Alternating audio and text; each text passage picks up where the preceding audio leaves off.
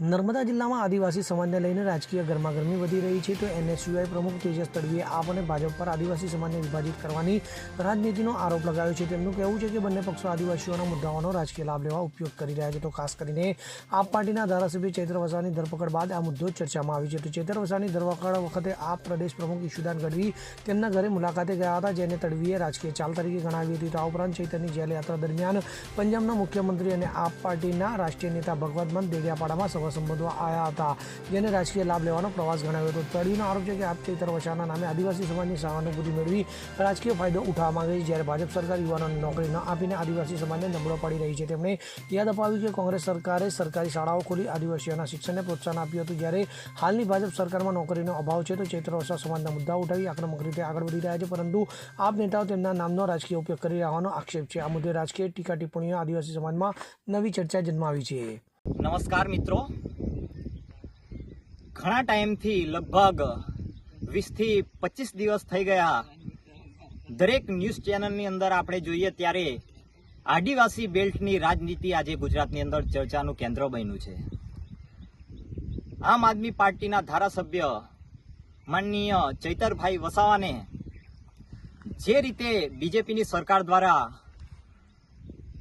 સંકલન સમિતિની બેઠકની અંદર જે ભાગ લેવા ગયા હતા એની અંદરથી એક કેસ ઉપજાવી કાઢીને જે રીતે એમની અટકાયત થઈ, આ તમામ ઘટનાક્રમ જોઈને સ્પષ્ટપણે એવું લાગે છે કે ભારતીય જનતા પાર્ટીની સરકાર ચૈતર વસાવાને ફસાયો છે।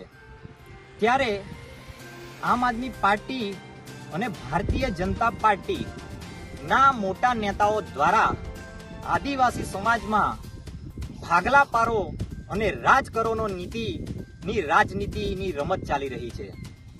ત્યારે હું કોંગ્રેસના વિદ્યાર્થી સંગઠન એનએસયુઆઈના પ્રમુખ તરીકે મારા સમાજના યુવા સાથી મિત્રોને પણ વિનંતી કરું છું, જ્યારે ચૈતર વસાવાની અટકાયત કરવામાં આવી હતી ત્યારબાદ ઘણા બધા દિવસો થઈ ગયા, એમ છતાં પણ તેઓના ગુજરાત પ્રદેશના પ્રમુખ ઈશુદાન ગઢવી તેઓના ઘરે મુલાકાત માટે પણ નતા ગયા। એનો મતલબ સ્પષ્ટ થાય છે કે આમ આદમી પાર્ટી કે જેઓ આદિવાસી સમાજના નામે રાજનીતિ કરવા માંગે છે।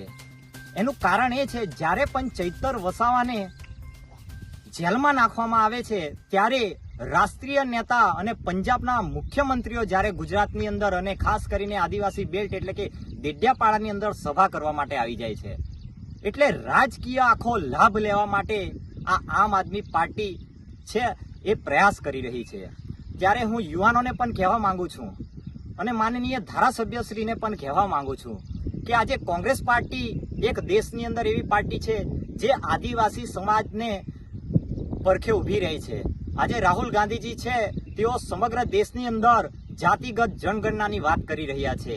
જાતિગત જનગણના એટલા માટે કરાવવાની વાત કરી રહ્યા છે કે આજે આદિવાસી હોય કે પછી દલિત વર્ગ હોય કે પછી ઓબીસી હોય, આ લોકોને તેઓના હિસ્સાનું એ લોકોને મળે એ માટેના પ્રયત્ન રાહુલ ગાંધીજી કરી રહ્યા છે। આદિવાસી સમાજની ઘણી બધી એવી યોજનાઓ છે જે કોંગ્રેસ લાવી હતી। આજે સરકારી સ્કૂલો એટલી બધી કોંગ્રેસ આદિવાસી વિસ્તારોની અંદર સ્થાપી હતી, જેના લીધે આજે સરકારી નોકરીઓ આપણા વિસ્તારના લોકો કરી રહ્યા છે। ત્યારે આ ભારતીય જનતા પાર્ટીની સરકારની અંદર આપણા યુવાનોને રોજગારી નથી મળતી। એટલે કહેવાનો મતલબ આમ આદમી પાર્ટી અને બીજેપી માત્ર ને માત્ર આદિવાસી સમાજની અંદર કેવી રીતે ભાગલા પાડી અને રાજ કરીએ આ નીતિથી આગળ વધી રહી છે। આ અત્યંત દુઃખની બાબત છે।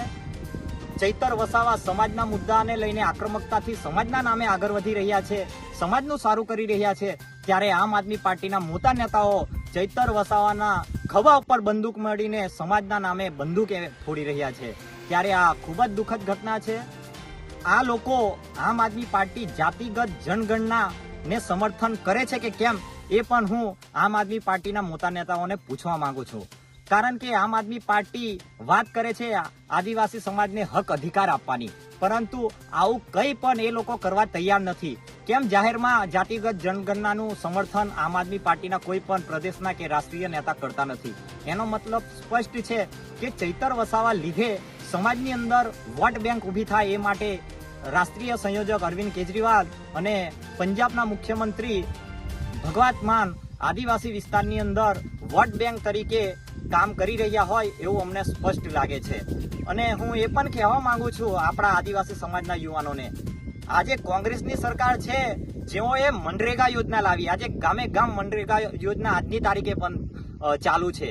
તેનાથી ગામના લોકોને વિકાસના માટે પણ અને રોજગારીના માટે લાભદાયી યોજનાઓ છે.